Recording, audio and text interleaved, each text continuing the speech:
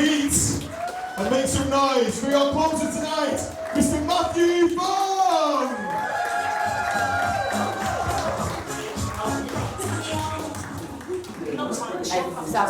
It's alright.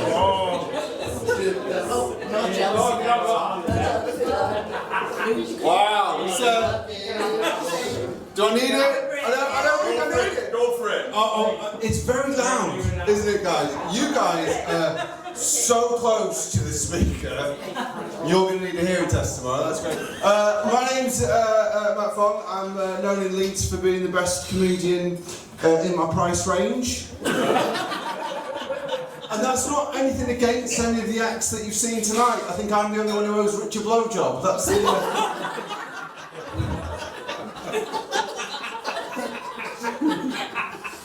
I'll be honest with you, it's a bit weird doing a gig in Lee and like, what's it like? And you're like, hey, shit! It's great. I love doing gigs in pit towns because it's like where I grew up. I grew up in Doncaster, right? And I spent the afternoon across the road over there in Culture. It's a bit hoity-toity. Yeah, a bit hoity-toity from me over there. We went out on a Good Friday walk. Yeah. Do you know what? I could smell the log burners going around. Fucking middle class twat. Who's making sourdough, eh? What are you doing? Good Friday, have we got any Christians in? Good Friday, it's the most weird name for a religious holiday. Good Friday. What happened? What happened? What happened? What happened on Good Friday? Oh, our Lord and Saviour died. Yeah, I'm just looking at him. Dead. Alright. We're going to call it Good Friday! Alright, cool. Right. I'll try not to speak to Judas next time, right? What are you going to do? It's strange, like, you guys have had a bit of our time, haven't you, mister? Like, you wear whatever you want to wear, don't listen to him, alright? Do you know what I mean? That shows confidence, I like it. You're here with Mark as well, are you? Yeah. He did good, yeah? 1,000 words a second, that man. It was good. I'll be much slower than him. Yeah, because I was at a gig the other day, right? And what the opener was on, and he came off and he was booked to do 20, and he did 17. I know. Oh, you did not fulfil your contractual obligation to get paid, right? Okay, you're not going to have that problem with me, right? It's getting me off. That's hard. Right? That getting me off is really. Ask my wife. Try and get me off. And I'll promise you, I'll make sure that you've all reached pinnacle before I get off. I'm a gentleman, right? Not many people like that, not many gentlemen in the room. Rich said, is there anyone out here on a date, right? And nobody said anything, really. Is there anyone out here with their significant other?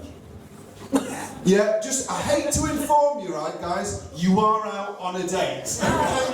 You are out on a date. Have you got anyone out on a first date? Anyone out on a first? No? Okay, cool. Anyone out on a last date? Anyone? You never know. It was like, yeah, me, I'll trade in. It's like a keys party, isn't it? It's a keys party. I'll tell you, doing a gig in Leeds, it being sold out, or like Rich told me, he was like, oh, it's sold out. I was like, that is amazing. I'll be honest with you, I was expecting more than 30 people. But I'm sure I'm not what you expected either, do you know what I mean? How did you guys hear about the gig? Was it through word of mouth? Was it through the community group? Do you have a Lee chat? Do you have you've got a Lee chat? Is it just people being like, who's dog shit outside my house?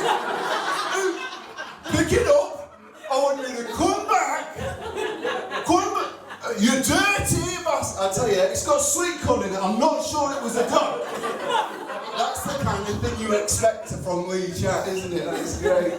Social media, it's changed a lot. I see a few of you guys, only a few of you a bit older than social media. I'm older than social media. I was an early adopter. Yeah, I didn't know that stuff was going to stay with you forever.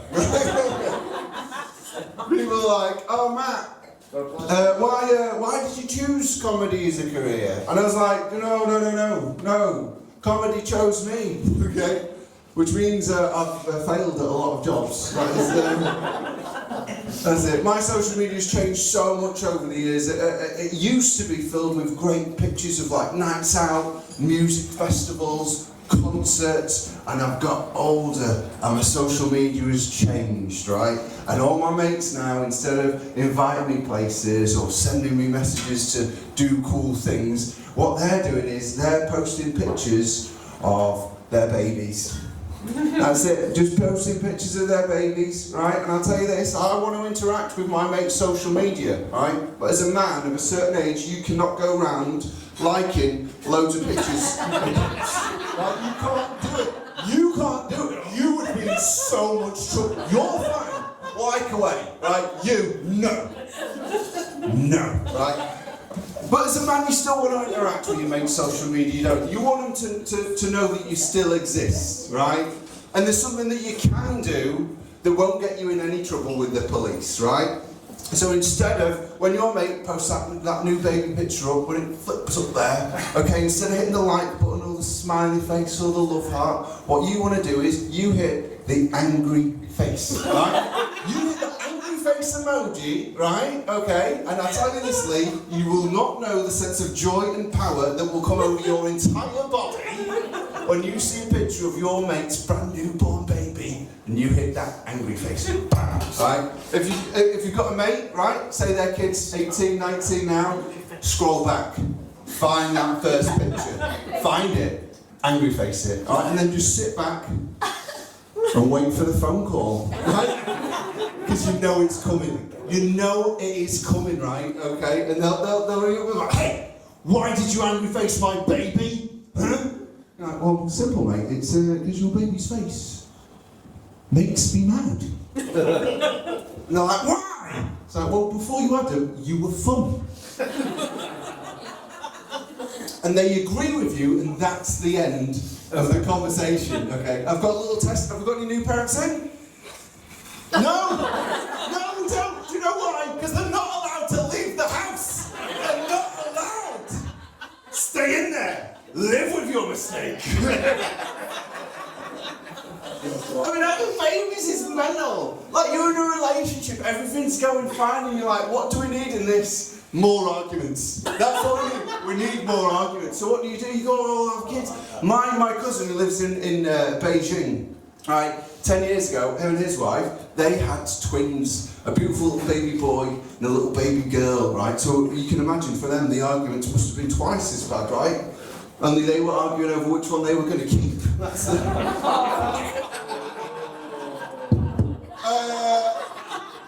It's a comedy night, and actually that is, it's just jokes, right? It's just jokes. Guys, calm down, it's just, there were no arguments, they kept the boy.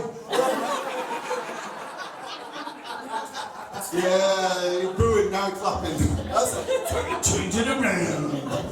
I am half Chinese, which is why when James was talking about the men in the change rooms got the cock and balls, that's me. But I'm just trying to put the stigma to bed. Because I am half Chinese, but it's the top half.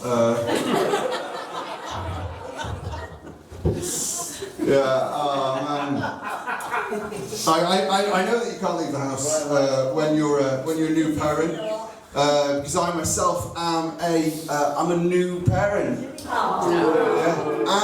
And get this, I'm also a stay-at-home dad. Hold the applause. Hold the applause. Never any applause. Angry face. Yeah. Oh, you know it. You know it. But there's just some things like when you're the stay-at-home dad, it's quite cliquey. Mum of 5 kids, yeah. Mum of 5 kids. You know these mums groups. These mum groups are cliquey. They are. If you're the man in the group, they are cliquey. Like I went to this one mum's group and they made me feel so unwelcome. No, honestly, I never went back. But it was a breastfeeding group, so.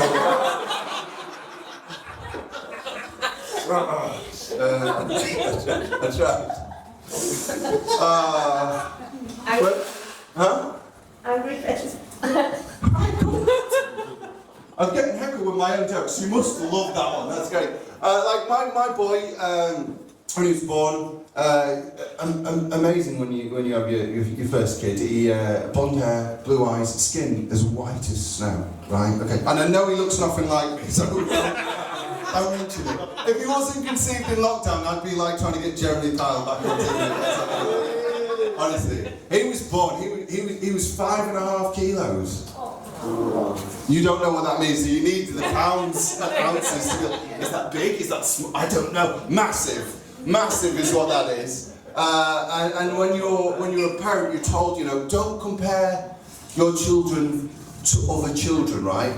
And my wife had just given birth on the ward, and we were on the ward with 6 other women and babies, and I wanted to give my wife a little respite, so I was just carrying my son around in my arms. I was checking out the competition. And as I was going around, I was like, my baby could eat your baby. And that is why I'm not allowed on the mat ward anymore. You shouldn't say that. There's a weird thing about when you're a parent. I've got 3 kids now.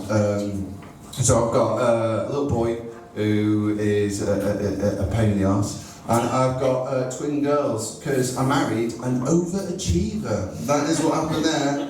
She got pregnant the first time, made one, she went, you know what, I can beat that. Can we afford 3 kids? No, we can't. What have we got? So when you're a parent, right, you always focus on the things that your kids can't do. Your kid could do 100 things perfectly well, but if there's that one thing that they can't do, they're obsessed with it. So if your kid's not eating, suddenly the parent's a nutritionist and like, oh, they've eaten half a breadstick, 3 berries and a bit of hummus, and that is the kind of meal they're giving their kids in culture, right? But the middle class ladies, right? And they're weighing it out and they're taking it. They're just stressed. You're not a nutritionist, just as long as they're eating, that's fine, okay? If they're not sleeping, they monitor their sleep like it's some sort of medical trial. Like went to sleep at 12:15, woke up at 12:45, self-settled at 8, came back through. It's like you're calling the races through. Oh, and he's here, and he's come through, and he slept through the night. Well done. Is he too young for a Fitbit? I don't know. Really not going to sleep that way. The other thing, if they're not good at words, there's this new thing that they're trying to get all the parents to teach their kids phonetics. What is phonetics? I tell you, phonetics sounds to me like something that I used to go to the bathrooms and nightclubs and do. Do you know what I mean? Alright mate, do you want to come in, we'll do some phonetics? Right. I go, I, and you go, ooh, you know? And the worst one's counting. Counting should be so easy. Counting, you know, 1, 2, 3. If they can't do it, they turn everything into a game. You're walking down the street, shall we count the cars? Shall we count the cars? Okay, here, I'll go first. 1, 2, yes, fingers. Alright, do you do another one? 3. I've got a genius! I have made a genius, and this one, custard. Oh, okay. And that is my parenting in a nutshell, is highs and lows swiftly taken by each other. Somebody said about inbreeding in me, right? Now, just looking around the room, okay, I can only count 5 fingers on everyone's hand here. You know what I mean? Where my wife comes from, that's like proper inbred. It's like deepest, darkest. Is it Wigan? Yorkshire. Well, it's small, it's like a teeny tiny little posh twat town called Ilkley. Have you heard of? Yes. Have you heard of Ilkley? You know it. Ilkley. Is it twinned with Wigan? It could be. It could be twinned with the 7th circle of hell for all I know. Now, I love Ilkley. It's really nice. But the thing about Ilkley is the people there are proper Yorkshire. Do you know what I mean? Like proper Yorkshire. Like Yorkshire. Do you know what I mean? Like proper racist. Racist is what I mean. They are. But in a nice way. They're trying to be friendly about it. Do you know what I mean? So, what happened was, I'd never met my in-laws, right? And my wife woke me up. She's not my wife then, she was my girlfriend at the time. She woke me up and she said, oh Matt, oh, my dad, he'd really like to meet you, but don't worry, he's done his research. Yeah. I was like, research? Okay, what research has he done? And she went, oh, he's looked into Ninja and Samurai. Very good. And I was like, Ninja and Samurai, 100% Japanese. Like, 100% Japanese. And she went, oh, he's looked into some manga as well. And I'll tell you this, Lee, I love manga. I do. Look, I think it's a great genre of film, okay? But again, it is 100% Japanese, okay? So I'm going to go to this house in Ilkley, and I'm nervous, okay? Because this is somebody who I really wanted to impress, right? And we get to the house, we're going to have a Sunday dinner, a knock on the door, it's December. He answers the door, dressed in a silk red kimono, right? It is a lady's kimono, so it is way too short, right? So thank goodness it was December, because those frozen balls were way up there, right? Okay? And I'm nervous, right? I'm really worried, because she's told me about the research that he's done, and the fear, the worry, and the doubt left my body as he escorted me from the front door, through the front room and into the kitchen.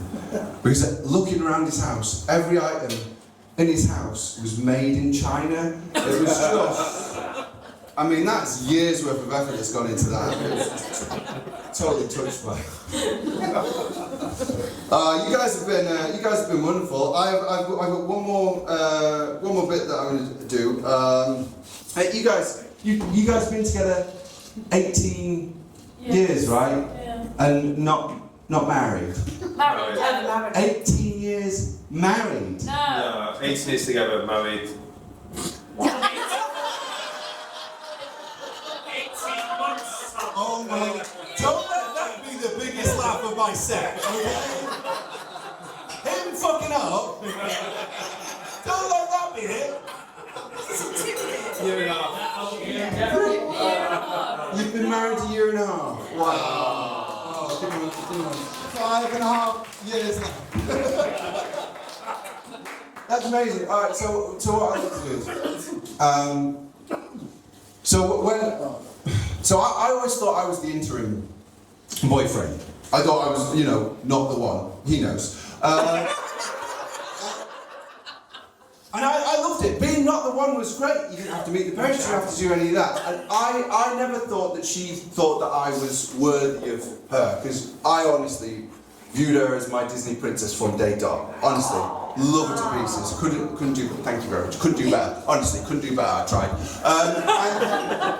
I was doing some gigs out in New York, because I've been doing this fucking way too long, and they were paying.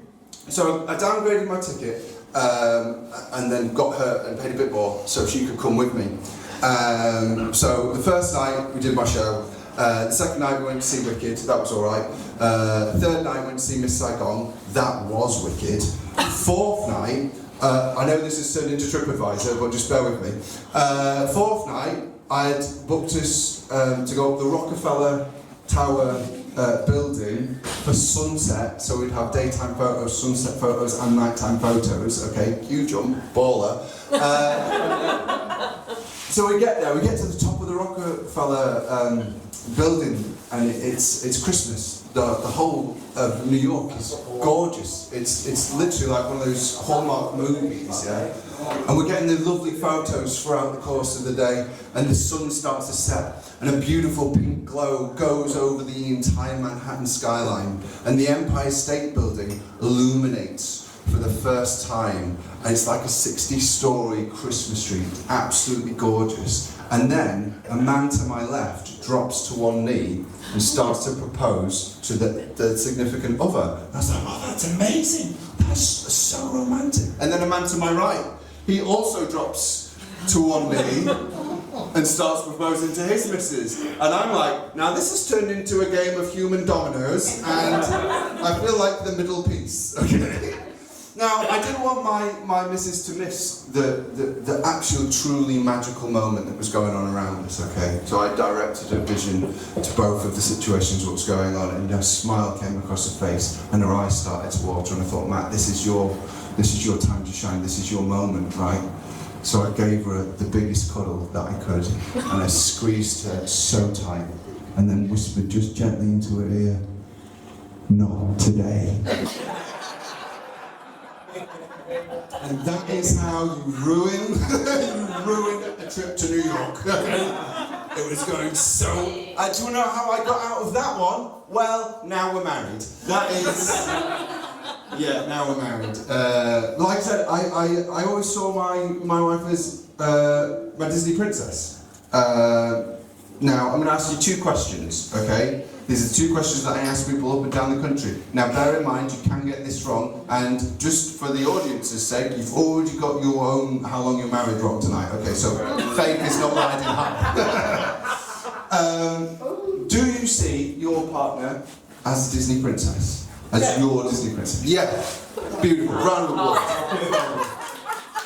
You would be surprised how many men get that question wrong.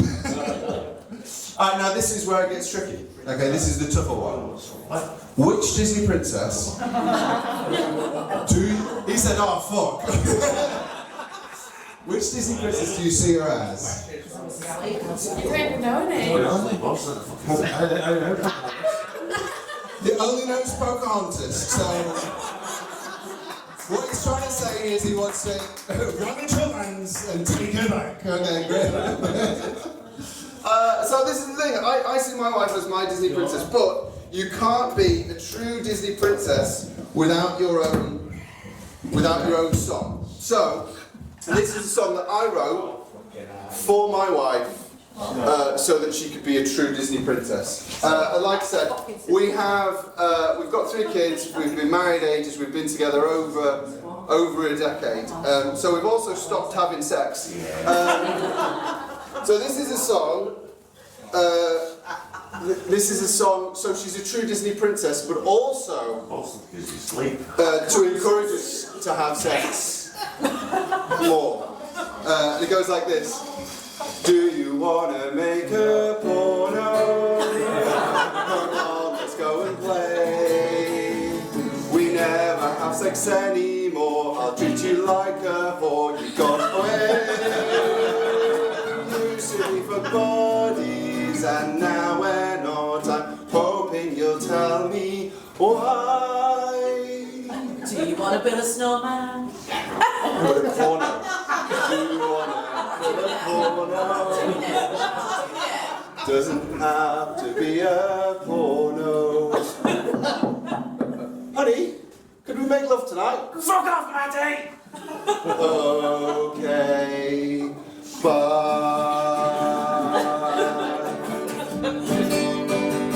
Do you wanna make a porno? I just thought that it'd be fun. Don't worry, cause I've got the lube. Can I see your boobs? I'm looking for clarity. You know I love your body, but I have blue balls and I'm hoping you'll help me out. Do you wanna make a porno?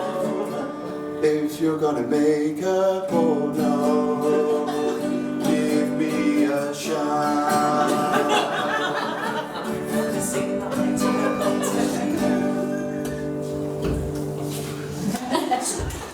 So we made a porno.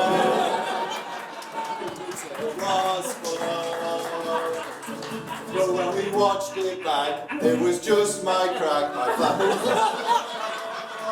The girls have up her body, but on a 50-inch screen, let's say we're not made for HD. So if we make a porno, if we make another porno, what we really need, right, is because it was a static camera. I think probably a 6 to 7 man crew. If any of you guys got some time, cameras, lighting, sound. I just don't want to see this constantly. Do you know what I mean? Get a bit of, know, if you want to get involved, we could have Pocahontas and but most importantly, she's all.